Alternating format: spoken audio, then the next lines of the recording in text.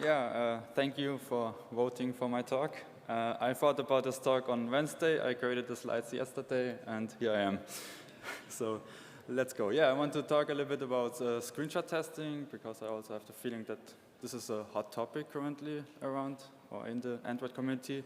And yeah, so the last half year, I would say, in the last half year, I added screenshot testing to our code base. So not just to a Hello World project where everything is fine and everything is working. And yeah, I will tell you a little bit about my story, what I tried out, where I failed, what is working or working. And yeah, I'm working for GetYourGuide. I'm the senior mobile engineer and also the Android guild lead. And of course, we are hiring, so if you're interested in these topics, check our website out. So, what is the problem?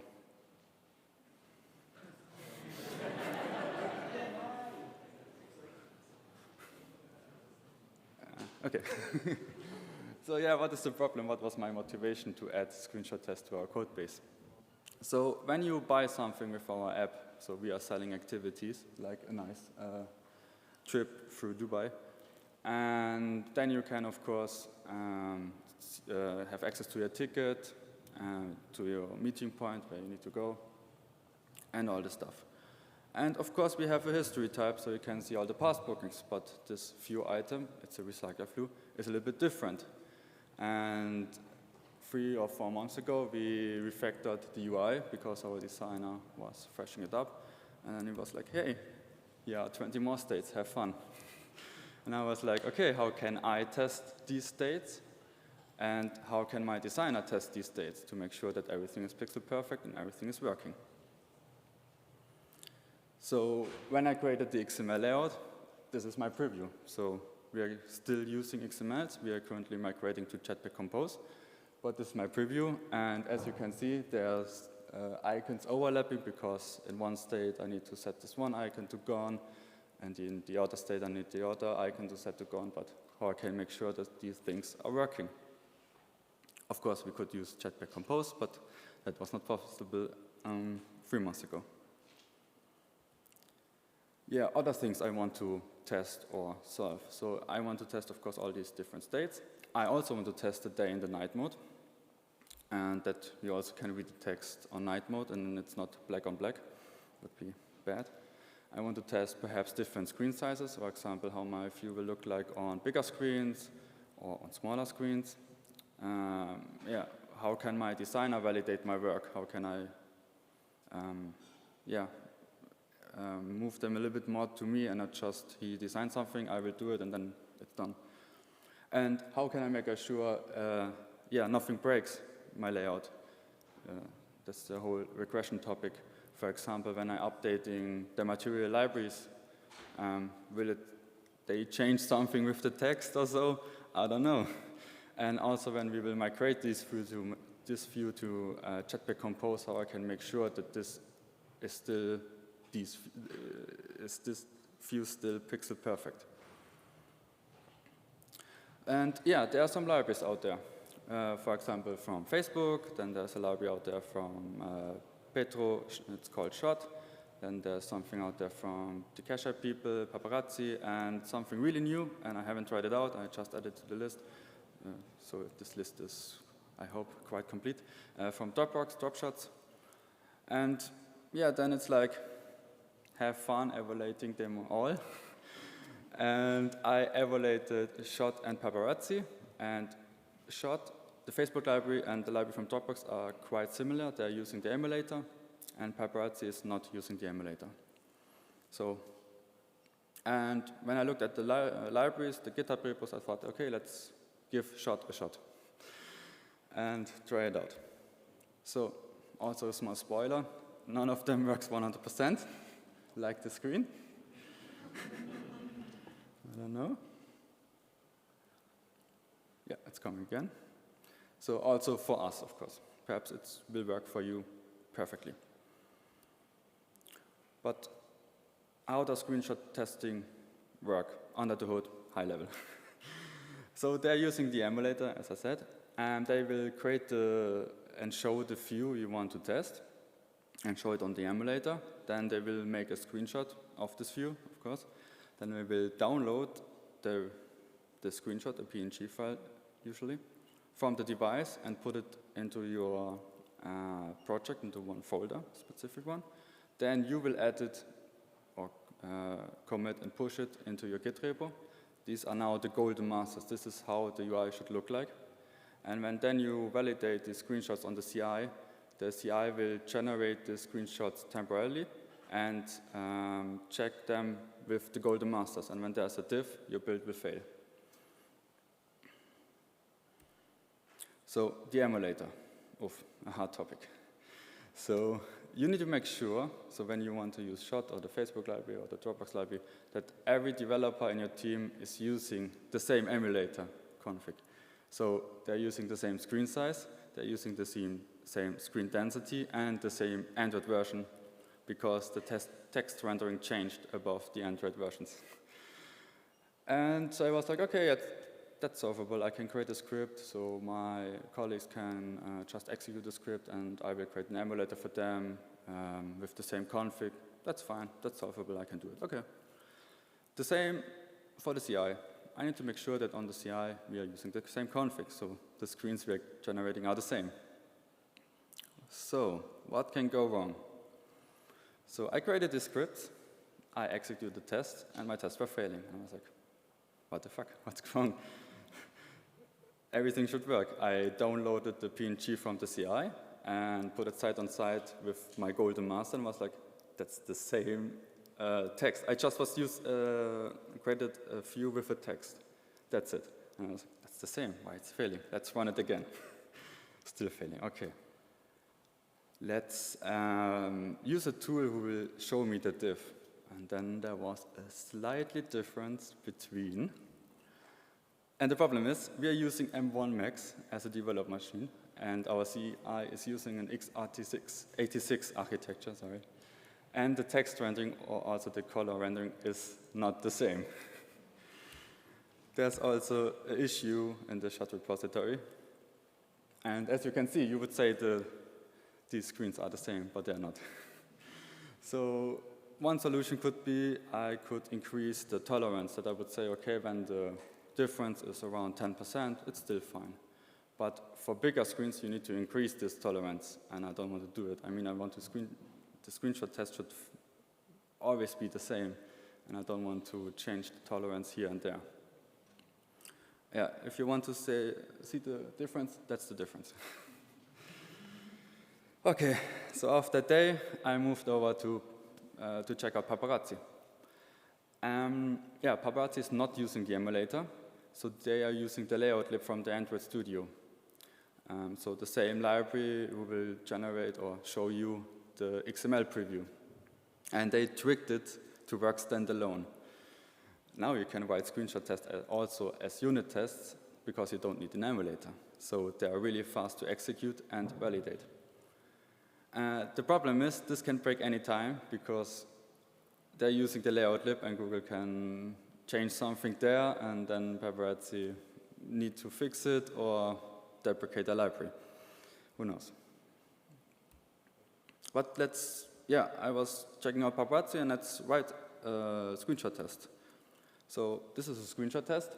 It's a unit test, also parameterized, so I can automatically generate a day and night mode screenshot.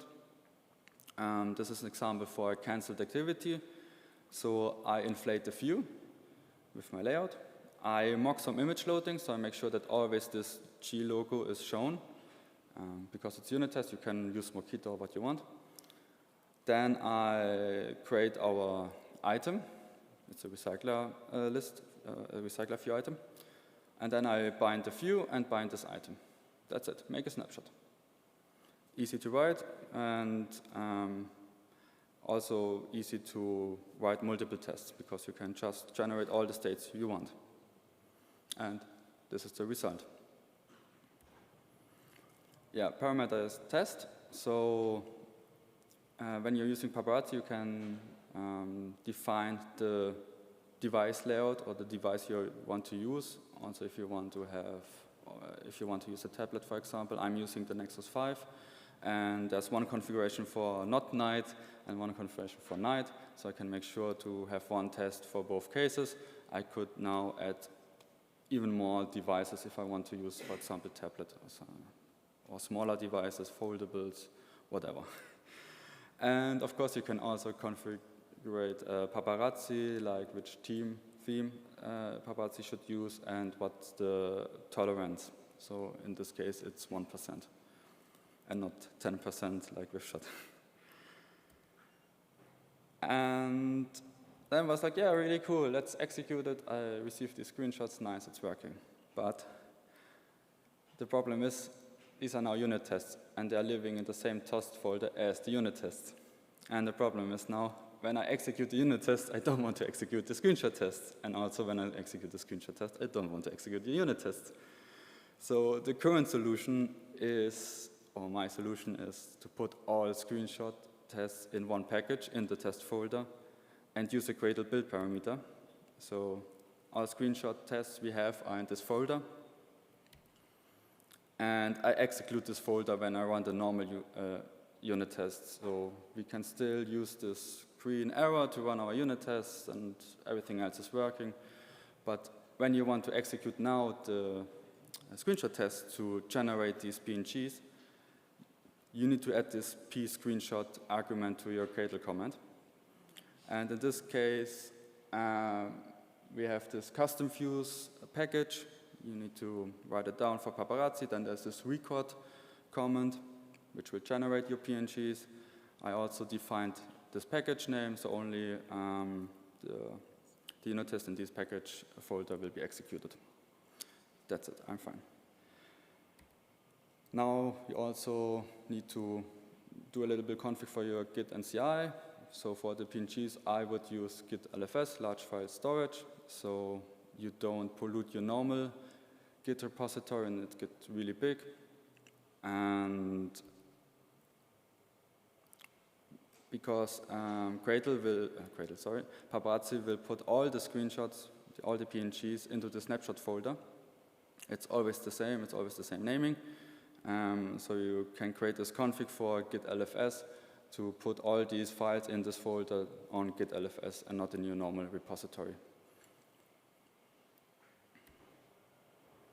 And when you want to verify the screenshots on the CI, we are taking the same Gradle command we already had, and we are just changing the record to verify, and then paparazzi won't generate new PNGs. Then paparazzi would check the generated PNGs with the golden master you have in the screenshot folder. And when a screenshot test fails, so on the CI, something is failing, you're like, okay, what's going wrong? You want to find out. You know the test method name, then you go to your local machine and execute this Gradle command, and paparazzi will give you this diff. So you directly see where so on the left side, it's my failing screenshot, and on the right side, how it should be. So left side, golden master, I added it. I added some red arrows, text in there. And on the right side, how it should be, what the paparazzi generated, and also the diff. That's really nice to debug it when something is wrong. And let's talk about the speed. So it's really fast, trust me, it's a unit test. You don't need to start an emulator, wait for the emulator, execute the test, and so on. So just to give you some numbers, so 40 screenshot tests, which will create 80 screenshots because of day and night mode, are done in 26 seconds, and the same for verifying them. Also, when you're creating new screenshot tests and creating the PNGs, you won't execute all of them, only the unit test you just created. So yeah, it's really rare when you really want to do a large execute, and then it will take a little bit longer, but on the CI, we have time on the CI. It's okay. Yeah, and this is my designer. So I added screenshot test for my problem, and then I sent him the PR. So I was like, hey, approve this PR.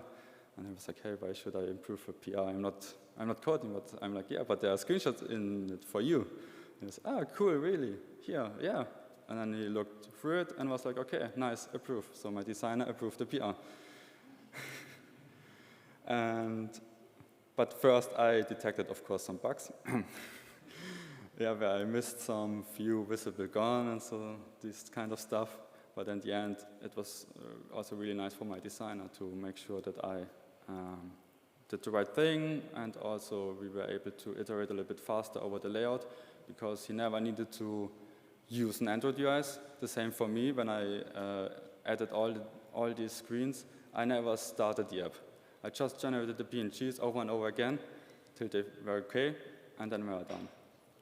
So we can already start creating the UI without a backend, something else, without a view model or something like this. Just create the views, you can validate them, and then you can move on. But there are also some issues, because I told you not every solution is working 100%. So also with Paparazzi, there's a problem with the text input as a text. You can work around with mocking something, so when you're already using a mock library, you can get around.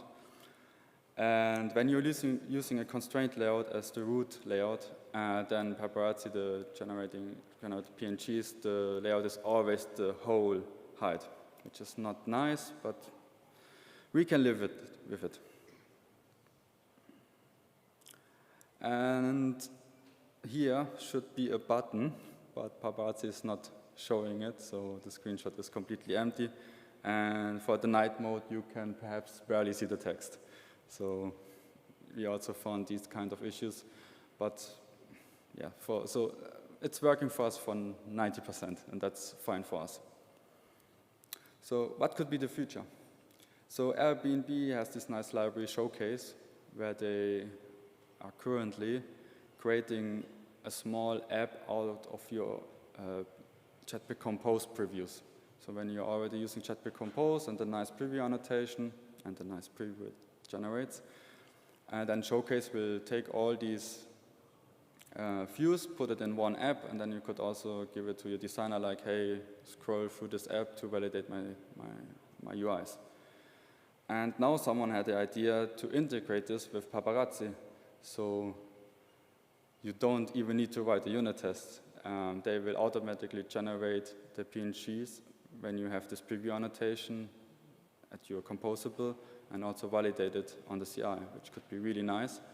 But for example, for us, we are currently migrating to Jetpack Compose, so we could only use it for all the Jetpack Compose UIs we have. But it's a really nice idea. I really like it. Could be something. Let's see. And yeah, that was my journey through screenshot testing, what I did, how it ended, and what is working or not. And of course, yeah, we are hiring. If you want to download this, this presentation with the code examples, there's the URL. Thank you for voting for my talk. Thank you for your time, and have a nice evening.